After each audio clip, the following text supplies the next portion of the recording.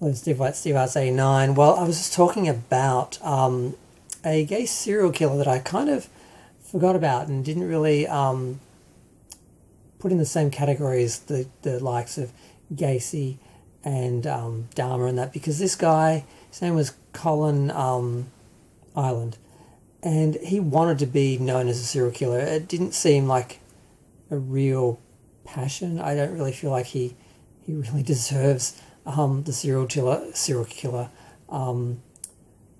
title and legacy and so forth. So I kind of forgot about him. But then along came Bruce Mcarthur. Now, Bruce Mcarthur is a guy from Canada. He's a very interesting case. He was arrested in 2018. People have been going missing for about 10 years, and the scene was complaining to the police, and they weren't really paying attention to it. And there was some attempt at tracking down one person who disappeared in around 2013. Didn't really go anywhere, and it really wasn't until a few other, unavoidable, unignorable, instances happened that they actually started to look at it seriously, and actually started to investigate Bruce. And eventually they were trying to get information on him, but he took a guy up to his building, and they were just like, yeah, we have to get this guy out. We can't. So they had to sort of cut the investigation a little bit short, but they had enough to arrest him anyway, but only, I think, on 2 cases. Now, ultimately, he was charged with 8 cases, and I think there were more murders than that, but I think, I'm not sure exactly how many there were, but it was 8 cases, and he pled guilty to them, and it went down fairly quietly. But the search went on for a while. There was a lot of criticism about how long the killings have been going and how long the gay community had been saying that there was a serial killer, and the fact that even when they had several potential murders, they still weren't willing to refer it to a serial killer yet, even though it was. And they really should have been warning people that serial killer was out there when they really were just avoiding it. It was interesting in that he apparently started when he was in his 50s, and he was 66 when he was arrested. This is unusual for serial killers. They usually start in the 20s and 30s. But there's a very interesting situation where this guy was in his 20s working a couple of blocks away from the gay scene, the gay area, the gay village, sorry, in I think it was Ontario, I don't know.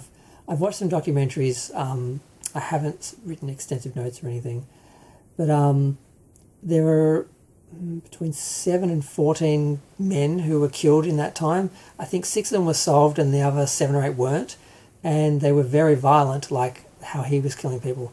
And the idea was that he started killing people when he was 20 or 30, and that he killed these guys in the area that he was working, the gay village, and then he got married, had kids, settled down, and stopped until he basically came out later in life and went separate ways from his wife, and his children grew up, and he was left to his own devices. Then he started killing again. That's sort of the theory. And they were looking into it, but I never heard anything else about it. Now, the frustrating thing with this case was I saw the initial news article where they'd found this guy. He was being accused of killing 1, maybe 2 men, and they weren't referring it as a serial killing or anything. And I had no idea that it was a serial killer and what it was going to be.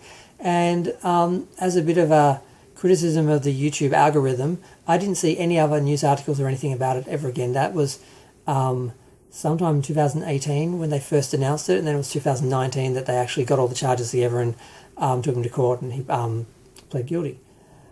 And then, what happened in 2020, and everything got forgotten.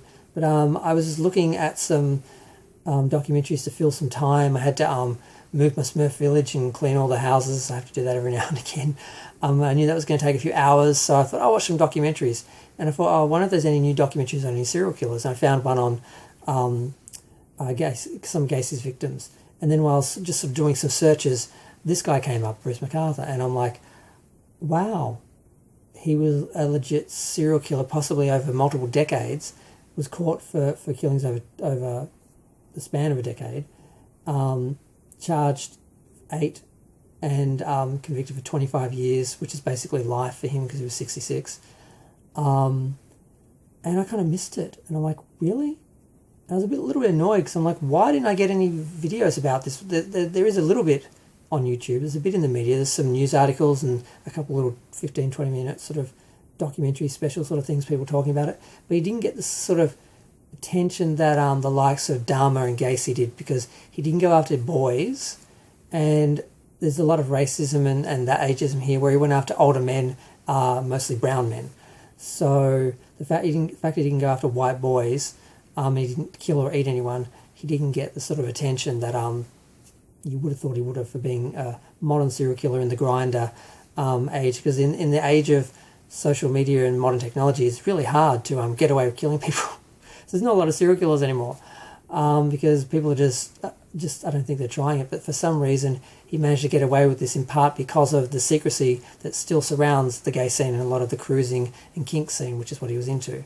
So I think that's how he got away with it, and he managed to sort of start up again after the decades and that, and still managed to get away with it. He focused on men who wouldn't get a lot of attention from the press, and men who were homeless. At least one was homeless, and they suspect, I reckon there was more than that that he was charged with, and that's not talking about the ones in the 70s.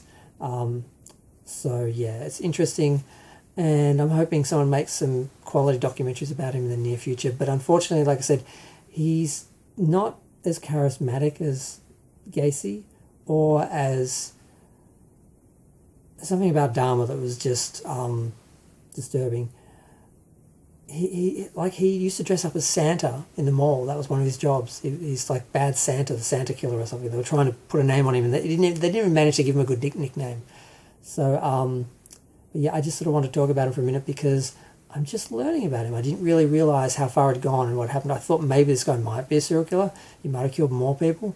That was just what I thought when I saw the first news article or two. And then I saw nothing again until now, 5 years later? Good job, algorithm. But I didn't do a lot of searching. I pushed through searching regularly. But like I said, serial killers and gay serial killers seem to have, they seem to be a dying breed. It's not like the 70s and the 80s, which was sort of like 60s, 70s and 80s. And 90s, it was like this sort of peak time where it just seemed to be a cultural thing that was happening. And then it just sort of changed and shifted. And then, like I said, with modern technology and everything, cameras on every corner, everyone with a cell phone tracking where they are, it's not the same. The opportunities are not the same. And it's just something that we don't have as often. So when you do find a serial killer now, it's kind of